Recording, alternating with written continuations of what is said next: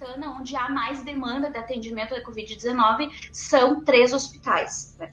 O nosso projeto prevê a coleta de dados junto aos profissionais de enfermagem que estão na linha de frente do enfrentamento da pandemia Covid-19. Então, é um projeto voltado à saúde mental desses trabalhadores e a sua percepção de riscos e danos relacionados ao trabalho junto aos doentes de Covid-19. Né? Nós achamos que seria uma necessidade social nós darmos voz a esses trabalhadores e mostrarmos um pouco de como tem se estabelecido a questão da saúde mental no trabalho, considerando que nós estamos vivendo um momento ímpar e considerando que os danos que essas pessoas têm sofrido merecem ser visibilizados não só pela ciência, mas também pela sociedade. Então, era um projeto extensionista que tinha aula 2 a 3 vezes por semana, tá? Com idosos, todos somente a partir de 60 anos, e eles iam até o Centro de Educação Física fazer nossas aulas, tá?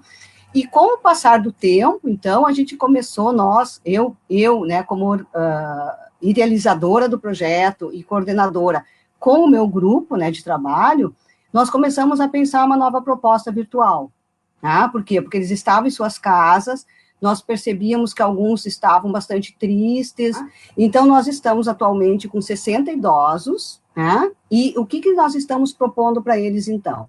Nós orientamos, primeiramente, eles da forma como nós íamos trabalhar, nós lançamos para eles vídeos semanais de aula, contendo todas as partes da aula que nós já estávamos acostumados a desenvolver com eles. A gente também está fazendo algumas investigações que a gente utilizou no início das aulas virtuais, né, que é sobre as características da sensação do isolamento, e alguns elementos de ordem depressivas, e ainda sobre a qualidade de vida. E a ideia nossa, então, é quando fecharmos 10 semanas desse trabalho, aplicarmos novamente esses questionários.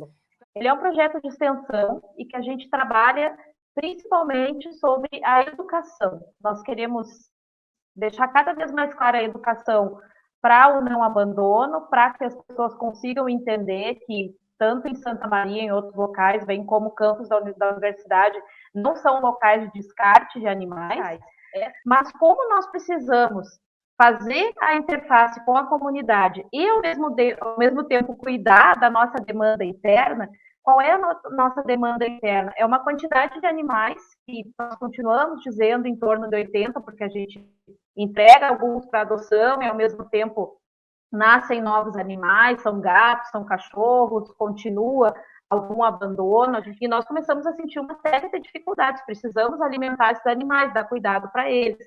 Eles não sabem que tem essa pandemia, então muitos ficaram doentes, muitos nós tivemos que levar para atendimento médico, quando a gente conseguiu, dentro dos horários, ali como está funcionando a restrição HVU, nós continuamos, a nossa parceria é excelente com o hospital, mas quando isso não era possibilitado, nós também tivemos que encaminhar para atendimento fora. Então, nenhum animal ficou sem nenhum tipo de cuidado ou de atenção. Tá? E a gente continua precisando da ração, precisando de recurso financeiro para comprar os medicamentos, para fazer as castrações. A gente está com uma parceria, estamos continuando realizando castrações através de uma parceria com uma instituição privada, né, com uma veterinária. Isso, para nós, assim, é uma forma da gente continuar mostrando para a sociedade, continuamos entregando o animalzinho castrado, continuamos tratando, isso é muito importante. Eu posso dizer, assim, para a nossa equipe, ela intensificou o trabalho. Hoje eu trabalho, né, com a minha função de docente, com outras funções que eu tenho também dentro da universidade, eu coordeno uma cooperativa escola que também não parou. E desde o ano passado a gente tem um projeto que diz respeito às representações da maternidade nas redes sociais, né? O nosso interesse sempre foi compreender de que maneira as mães se relacionam, né, com o conteúdo que circula nas redes sociais sobre a maternidade, ou seja, que é um conteúdo que tanto elas produzem, mas que também elas consomem, né? E o nosso interesse é entender de que maneira essa relação com esse conteúdo faz com que elas percebam a sua própria maternidade, né? Mas aí calhou, Rafael, acho que há um mês atrás a gente estava discutindo bom, a gente está com todo um projeto construído. Ocorre que se nós formos agora para a rede observar a maternidade, entende assim, a gente não, nada disso está fazendo exatamente sentido, entende assim, não nesse momento, né? Porque todas as mães que estão produzindo discurso, de alguma maneira a pandemia está atravessando. Foi nesse sentido, então, né, que nós readequamos o nosso trabalho e iniciamos, então, a partir dessa coleta quantitativa, que ainda está no ar, né, mas que, de uma maneira surpreendente para nós, ela teve uma receptividade muito positiva, sabe? Porque hoje nós contabilizamos 1.300 respostas, não é? Ontem era 1.000. Entende-se como a coisa está... e nos comentários, na parte aberta, as mães falam assim, nossa, essa pesquisa foi como um desabafo, entendeu? Assim, eu estava precisando falar sobre isso. Então, o que nos sugere a pertinência, não é assim, de que a gente tinha que ter essa responsabilidade de fazer essa adequação e tentar entender quais são as dificuldades e os aprendizados pelos quais as mães, de um modo geral, estão passando nesse momento. Então, nós temos um projeto de extensão que eu tive Bolsa FIEX, que é junto à Prefeitura de São João do Polesine. Tá? E nessa prefeitura, como um projeto piloto, nós organizamos, junto com professores, alunos da graduação, alunos de pós-graduação e os profissionais da própria prefeitura, e junto com isso, com o apoio do Consórcio de Desenvolvimento Sustentável da Quarta Colônia Condesus, a organização do arquivo deste município. Então, dentro dessas questões, este ano de 2020, nós tínhamos organizado, enquanto Comissão de Educação Patrimonial da Universidade, dentro do projeto Geoparque, vários laboratórios de formação continuada com os professores e outras ações. E daí surgiu a ideia de nós propormos atividades vinculadas à educação patrimonial para o período da pandemia. O que seria? Que nós pudéssemos fazer um registro, né, que os alunos, independente da sua faixa etária, pudesse, em atividades de aprendizagem, né, fazer o registro da memória do presente, ou seja, como ele, a sua família, o seu grupo social, onde ele vive, está vivenciando esse período da pandemia. E para isso nós teremos alunos da História e da Arquivologia ajudando em orientar como melhor organizar esse material para melhor conservá-lo. Porque daqui a 50 anos você vai querer, né, trabalhar a história, ou não só a história, né, deste momento e como que a sociedade se percebia e vivenciava as questões, até questões para a própria gestão pública, né, para resolver, você vai ter este material. A gente, então, tem grupos interdisciplinares com pesquisadores de áreas de saúde, epidemiologia, estatística, computação e etc, vários grupos, tá? Eu, por exemplo, participo de reuniões diárias com o grupo de dados, que é um grupo que trabalha muito no sistema das bandeiras, indicadores. E eu sei que é um sistema também que recebe críticas com razão, porque é um sistema novo, então a gente deve criticar todo sistema que é novo, a gente está tentando lidar de alguma forma com isso de dados. Eu tenho um outro grupo também, antes de fazer parte do grupo de dados, eu comecei com esse grupo também, que é o Pampa Nerds, que é um grupo mais assim voltado a fazer modelagem, simulação, usar teorias ligadas à computação para tentar entender como está o avanço da pandemia no estado do Rio Grande do Sul, né? Então esse grupo também toma muito tempo, a gente escreveu mais de 5.000 linhas de código, e assim, puxa, isso aqui se bifurca tanto, a gente tem grupos que eu estou participando, grupos de aplicativos, então, tentando auxiliar no desenvolvimento e na divulgação e no estudo piloto com um aplicativo lá da Universidade Federal de Santa Catarina para rastreamento de contatos, que vai ser agora a próxima coisa importante, que a gente sabe que essa pandemia, o vírus vai estar com a gente por um tempo.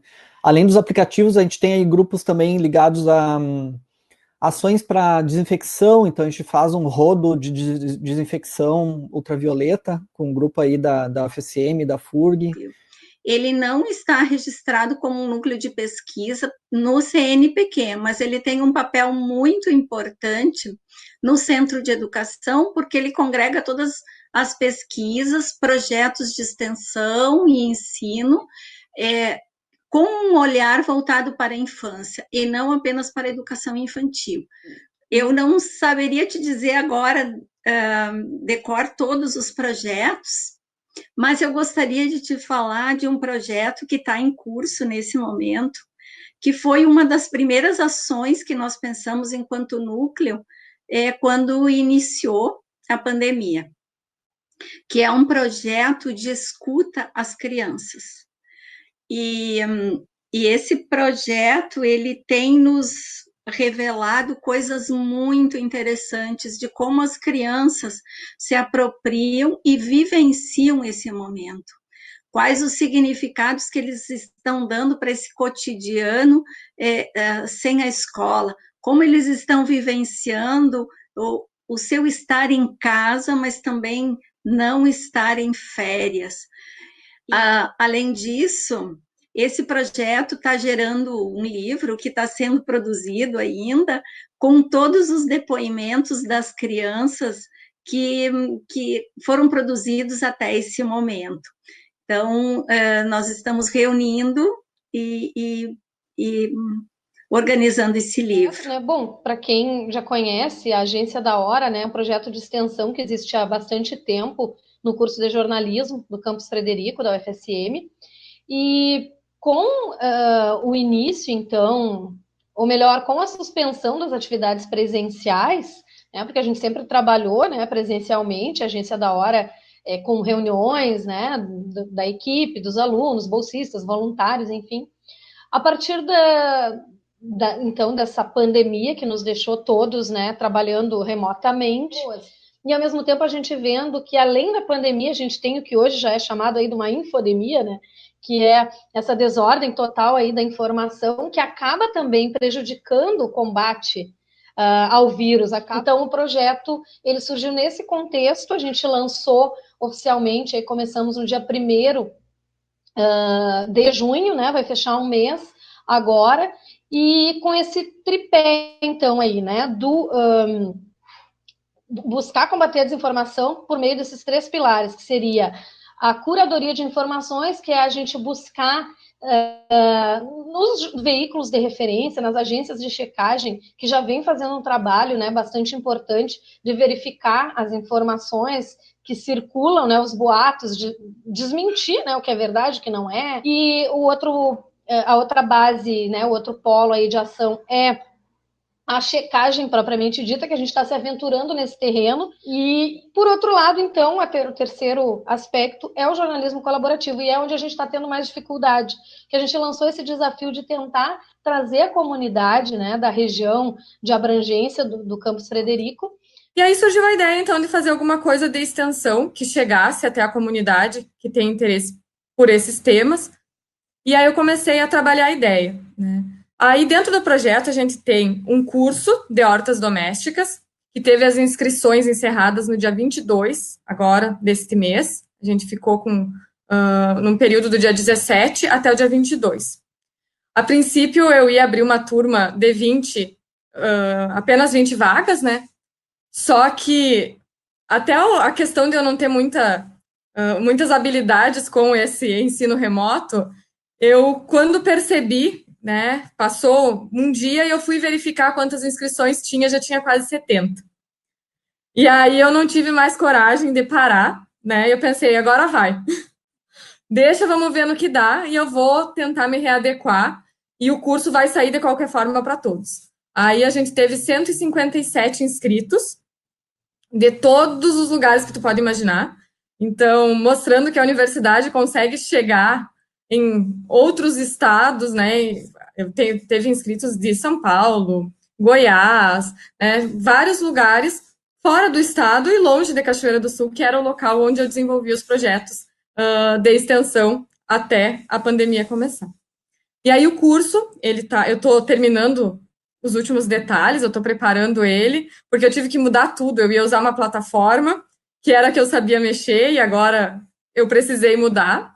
E além do curso, dentro do projeto, a gente, através das mídias sociais, a gente vai fazer intervenções com dicas sobre a produção do alimento, né, sobre o cultivo das plantas em ambientes pequenos, como um apartamento, um quintal, né, tentando promover a soberania alimentar, que é algo que agora a gente tem se preocupado mais, né, porque a gente quer estar mais saudável, a gente quer comer aquilo que conhece a procedência, acaba tendo que consumir aquilo que é produzido perto de casa, né, e aí a gente vai estar fazendo intervenções com dicas sobre isso também nas redes sociais, né, além do curso.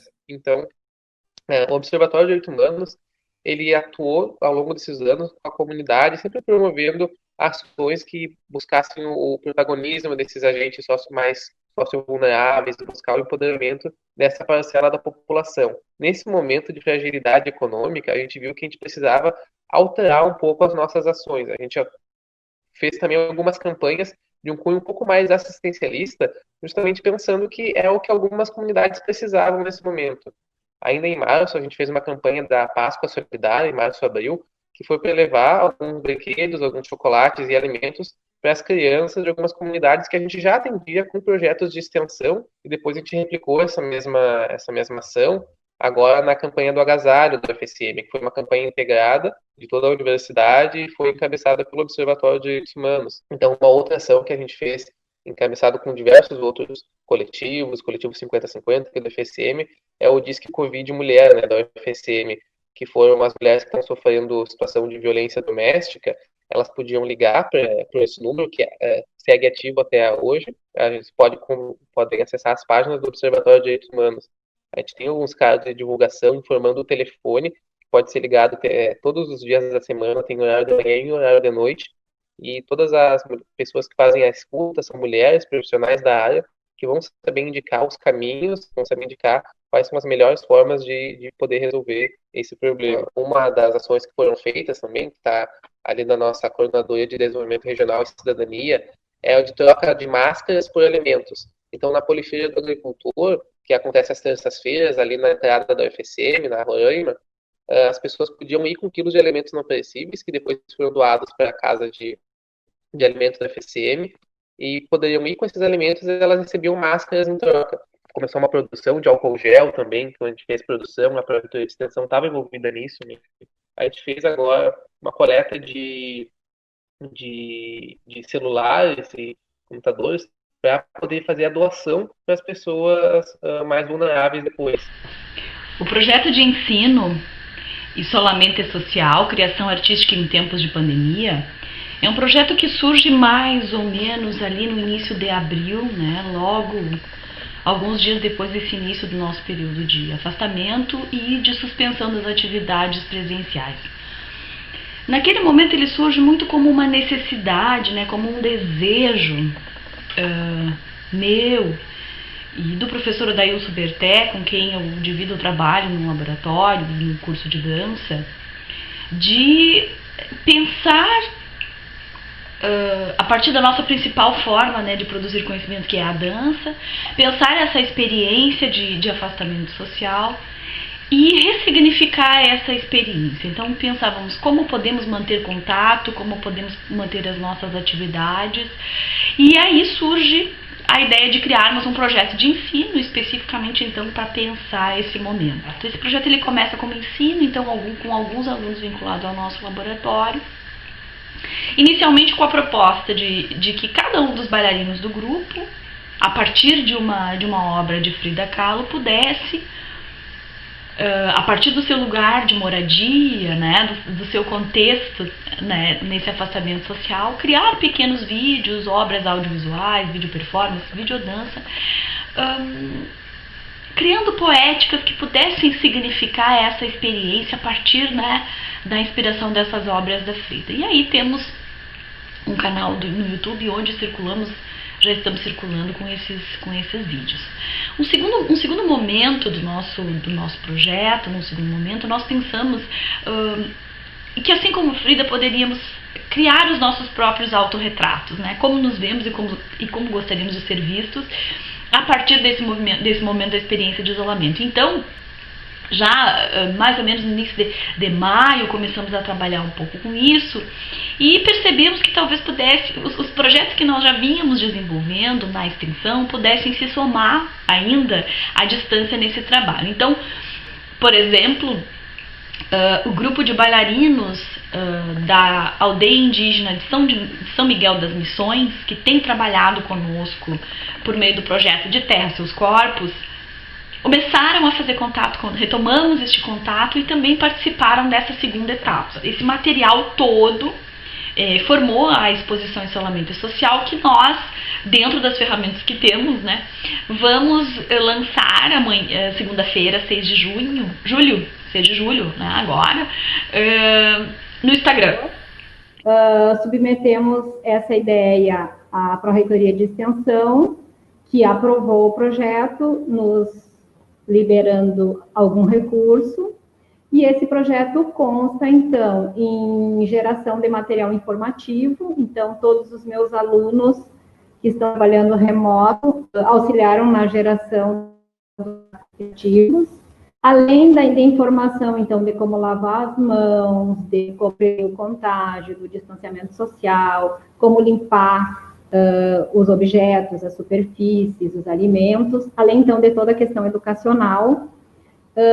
A nossa proposta é, então, produzir kits de higiene e de limpeza. Esses kits contêm máscara lavável, contém água sanitária, detergente, sabão em barra, sabonete líquido.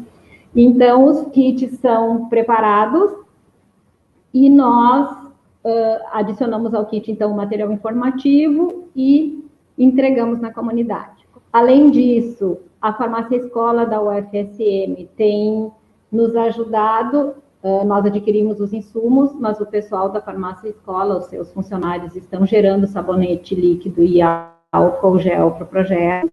E todo o material infográfico educativo está sendo impresso na gráfica da UFSM, que também gentilmente topou entrar nesse projeto conosco.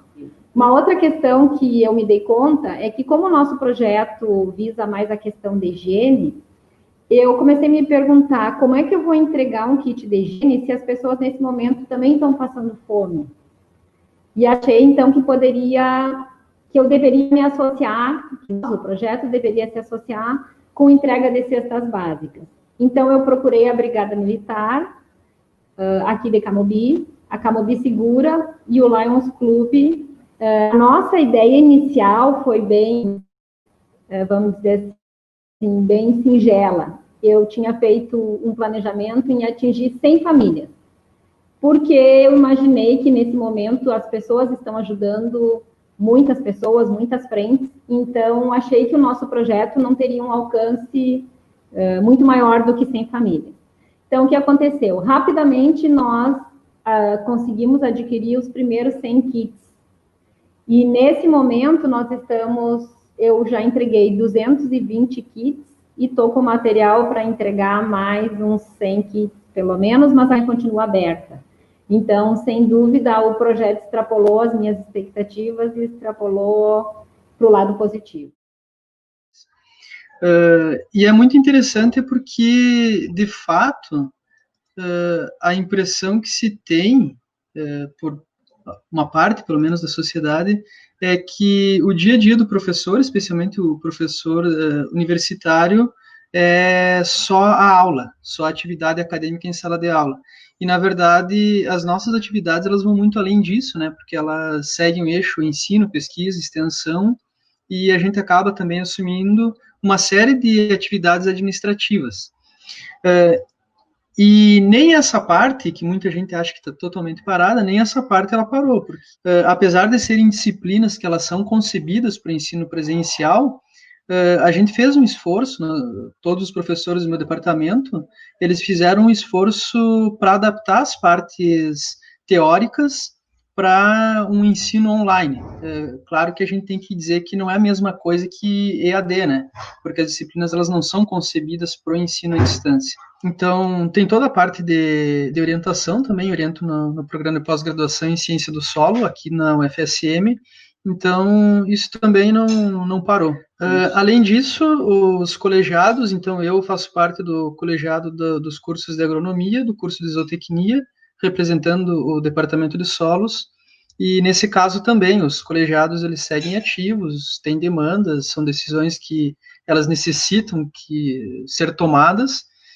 Além disso, eu estou tutor do PET nesse momento, do PET Agronomia, e o PET Agronomia também não parou. Então eu continuo, eu trabalho pela rede no pós-graduação normal, mas normal triplicado, como eu digo, né? Tenho orientandos do mestrado e do doutorado, tenho cerca de 8 orientandos, tá? Que estamos fazendo os trabalhos praticamente com todas as semanas, com alguns cada 15 dias e alguns horários específicos que na sua cidade também a rede é melhor naquele momento, é onde mora. Eu tenho, nesse momento, 4 mestrandos em fase de finalização de suas dissertações. Eu tenho 3 orientandos de doutorado. Eu também tenho 2 disciplinas que eu aderi à formação em rede e a editoria da revista, que demanda bastante, porque a gente está recebendo muitos artigos, as pessoas estão com urgência também de escrever. Além dessas 2 disciplinas, né, e do projeto de extensão, eu estou coordenando de maneira temporária, só que esse temporário se estendeu, o curso de Relações Públicas, né? Eu assumi pro tempore, como pro tempore, em função de que o coordenador, né, que estava na sua gestão, saiu uns meses antes do final, né, da sua gestão, e aí nós teríamos eleição. Inclusive, eu havia me inscrito, só que como foram suspensas as atividades presenciais, as eleições também. Inclusive, para mim, está sendo um desafio muito grande trabalhar numa função que eu nunca tinha exercido e de forma remota. Reuniões de colegiado, né, e de NDE, que são grupos, né, de pessoas que se envolvem dentro da universidade para melhorar os cursos e para tentar fazer com que as coisas aconteçam da melhor maneira possível. Estamos fazendo a reformulação do PPC, do curso de Engenharia Agrícola à Distância, estamos conseguindo, né? Acho que nunca participei tanto de reuniões como agora. Todas as reuniões de comissões, julgamento de projetos, tudo continua acontecendo. Eu sou bolsista do CNPq, então continuo dando parecer para projetos, continuo revisando artigos, e não tem nada de férias, não. Nós estamos trabalhando praticamente full time, né? Até porque, como tu vai para casa e continua com tudo em casa, não tem essa de trabalho e de casa. Mas, então, eu tenho 4 disciplinas, né? Mantive as 4. Tenho 10 orientandos, juntando ao pessoal da iniciação científica. Eu estou na coordenação do curso de especialização em estudos de gênero, então mantive as atividades administrativas, né? Eu sou substituta na chefia do Departamento da Ciência da Comunicação, então também auxilio meu colega Rodrigo, né? E mantenho o grupo de pesquisa ativo. Só no período normal da vida, essas atividades elas já me consumiriam mais do que as 8 horas, que a gente nunca trabalha 8 horas, mas bem, né, assim. Só que dentro de casa, eu tenho um filho com 11 anos, tenho uma filha com 3 anos, né, assim, a pessoa que trabalha conosco, por entendimento nosso de que seria o mais correto a fazer, ela está afastada, está em casa, recebendo seus vencimentos, mas em casa. Mas a partir do momento que saiu a segunda portaria, adiando ainda mais, começaram a aumentar as atividades, e eu acho que aí também começou essa sobrecarga e vai mexendo até mesmo com o emocional. Tem dias que chega às 6 da tarde e eu nem lembro se eu almocei, porque é tão rápido, né, tão corrido. Então, é algo que hoje eu vejo como uma sobrecarga muito grande, e eu não vejo a hora de voltar ao normal, porque misturou. Eu não tenho mais vida pessoal e profissional, virou tudo a mesma coisa. Eu sei que a gente não deve separar totalmente também, né? Mas eu tenho reunião, meu marido está chegando do serviço e aí a gente divide o mesmo espaço e eu não posso cobrar que ele saia do espaço porque a casa não é o local do trabalho, mas agora por um período é. Então, é bem difícil de lidar com toda essa situação. Então, essa é a minha realidade, é a realidade de muitos outros colegas que eu tenho, né? Frente ao desafio de que, bom, nós temos os filhos em casa, nós temos um conjunto de demandas familiares, mas nós seguimos trabalhando, né? Tanto quanto, ou talvez um pouco mais do que nós trabalhávamos presencialmente. Então, presencialmente, o meu filho tinha escola, eu chegava no trabalho de manhã cedo, eu saía do trabalho de tardinha, e nesse espaço de tempo eu dava conta das minhas atividades. Agora eu não tenho mais horário de trabalho. Agora eu trabalho quando meu filho dorme. No meu caso, eu tenho uma filha em idade escolar, e a escola dela optou por enviar conteúdos e a gente está ajudando ela. Então, uma parte do dia, onde ela estaria na escola e nós estaríamos trabalhando, a gente tem que reservar um tempo ali, algumas horas, para ficar com ela e ajudar ela no realizar essas atividades. Ela ainda não tem idade suficiente para ter uma autonomia e fazer por conta as suas atividades. Ela está em fase de alfabetização, então a gente precisa dar esse suporte para ela. Tudo isso vai tornando aquele ambiente, assim, parece uma panela de pressão, né, que vai subindo a temperatura e a pressão vai aumentando. E uma panela de pressão com a válvula meio estragada, então... Assim, estar em casa o tempo todo trabalha um pouco o teu psicológico, né?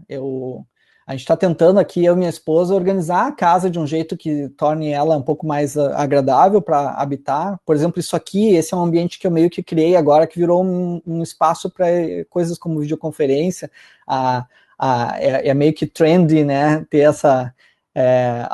os livros atrás, a estante, daí eu coloco uma luz, já tô meio que daqui a pouco eu viro um youtuber, né, não sei. Trabalho. E é lógico, como eu não estou mais, por exemplo, na sala que é a coordenação do curso, eu ainda preciso dar assistência para os alunos, porque eu sigo coordenadora substituta, então o meu WhatsApp, o meu e-mail e o meu Facebook recebem mensagens o dia inteiro e eu respondo essas mensagens o dia inteiro porque eu sinto a necessidade de me fazer acessível, mesmo não estando presente pessoalmente. Né? Então, cada vez mais dependente dos dispositivos de comunicação, cada vez mais ligada no WhatsApp, cada vez os horários se tornando cada vez mais relativizados. Então, porque agora nós não temos mais limite, né? Não tem limite, não tem final de semana, não tem noite, né? Às 6 da manhã, hoje eu recebi mensagem,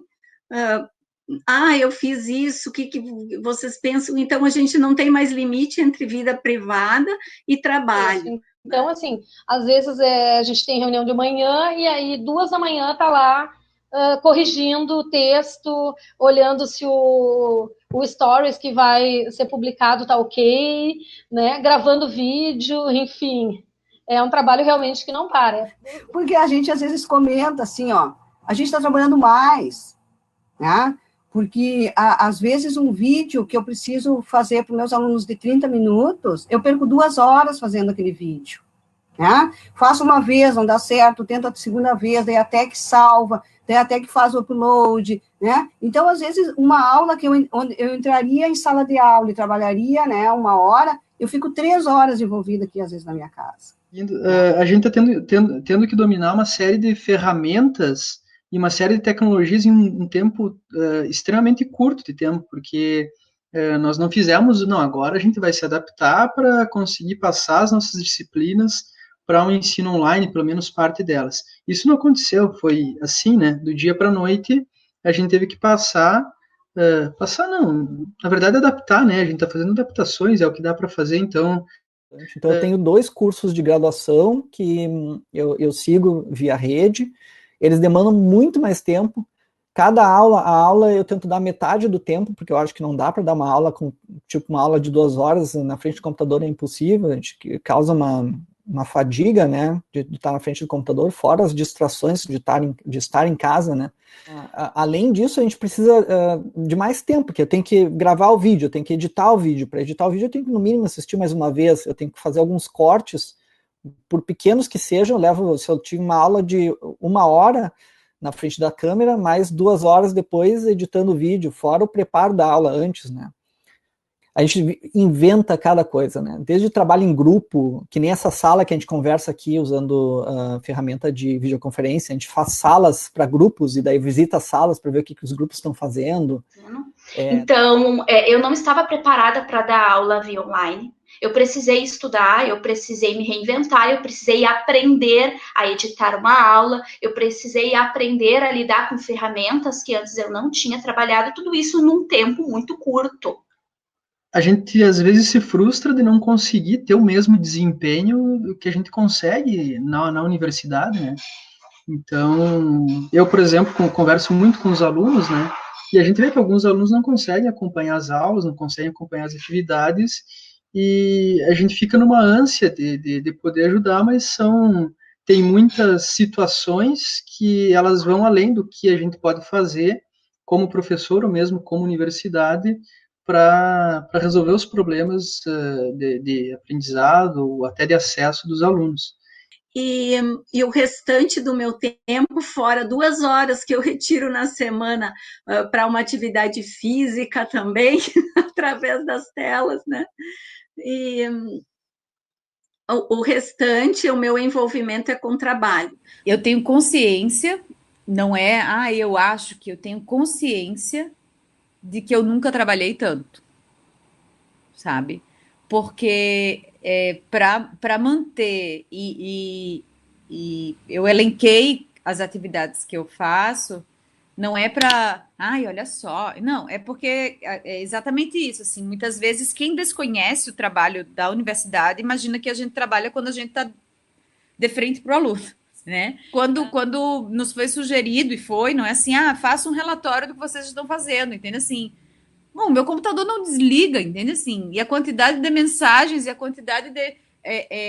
não desliga. Eu nunca estive mais ocupado do que agora. Eu estou extremamente ocupado. É intenso, é trabalho dia e noite, não tem horário, é fim de semana, reuniões diárias, existe um estigma, o pessoal não entende o trabalho do professor, né, universitário, professor pesquisador e o papel da universidade na comunidade, né. E eu divido um pouco essa culpa também. Eu acho que a gente não fez um trabalho muito bom de divulgação. Nós, cientistas e pesquisadores e professores, às vezes esquecemos como é importante educar, né? E especialmente nesse momento, em relação à atividade intelectual, a gente está sendo massacrado todos os dias, o nosso trabalho sendo desvalorizado todos os dias. A pesquisa não para. Apesar de a gente tá enfrentando aí há alguns anos uma redução violentíssima de aporte de recursos para pesquisa, e pesquisa precisa de dinheiro. Quem é o cientista? Vocês já se perguntaram quem é o cientista, né? Essa é uma coisa que a gente... cabe uma reflexão, né? A gente imagina aquela pessoa de jaleco, a gente vê filme de ficção, ouçam os cientistas. Geralmente uma tragédia começa o pessoal ouvindo cientistas, né, no filme de ficção, de terror e tal. Quem é esse cientista? É o bolsista da CAPES, é o aluno de mestrado, é o aluno de C, tá? É o professor pesquisador que está coordenando essas equipes, certo? Nesse momento da pandemia da Covid-19, as pessoas esperam uma vacina, esperam uma cura, esperam uma resposta. Eu diria para a sociedade hoje que a resposta, que a solução para a pandemia não vai vir de um decreto presidencial. A solução para a pandemia vai vir da ciência, vai vir da pesquisa e talvez, possivelmente, de dentro das universidades públicas. Ou quando, nesse caso da pandemia, quem é que está respondendo, né? Quem é que está participando das atividades junto com a sua comunidade, se não são as universidades, e como é a nossa Universidade Federal de Santa Maria? A gente sabe que o papel das universidades está sendo fundamental nessa pandemia. O que seria do Brasil sem as universidades, sem os hospitais universitários, né? De qualquer forma, eu gostaria de dizer que, olhando para a situação de todas as pessoas do nosso país, sim, eu posso dizer que eu sou uma privilegiada por poder ficar em casa, por poder trabalhar de casa, por poder continuar recebendo o meu salário, mas não significa, e eu não gostaria que as pessoas dissessem que a gente está em casa sem trabalhar. Essa ideia de que a universidade está parada, infelizmente a gente não pode convidar as pessoas para acompanhar as atividades, porque afinal a gente está ou deveria estar todos em isolamento, mas muito pelo contrário, a universidade não parou, ela está com muito mais atividades. E eu convidaria para acompanhar um dia, e pode escolher qualquer dia da semana, de segunda a segunda. Acompanha a minha rotina, não importa se sábado ou domingo. Com certeza, essa pessoa vai mudar de opinião.